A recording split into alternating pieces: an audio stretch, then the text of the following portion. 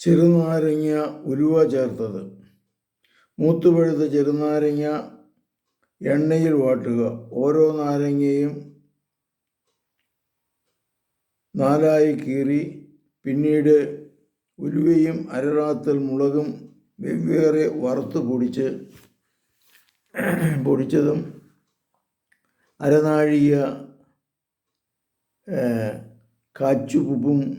ഉപ്പും അല്പം കായവും പൊടിച്ച് കൂട്ടി ഇളക്കി ഓരോ നാരങ്ങയിലും പൊടി അല്പാൽപമായി നിറച്ച് നാരങ്ങയുടെ കീറുകൾ കൂട്ടി വൃത്തിയുള്ള ഭരണിയിൽ അടുക്കി വയ്ക്കുക.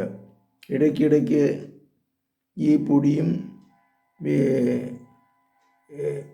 വിതറി ഭരണി നിറഞ്ഞാൽ അടച്ചു കെട്ടി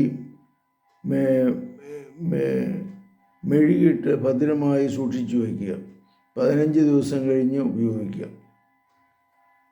പരിശുദ്ധ പരമദിവ്യകാരുണ്യത്തിന് നേരവും ആരാധനയും സ്തുതിയും പുകഴ്ചയും ഉണ്ടായിരിക്കട്ടെ. ഈശോ മിശിഹായ്ക്ക് സ്തുതിയായിരിക്കട്ടെ.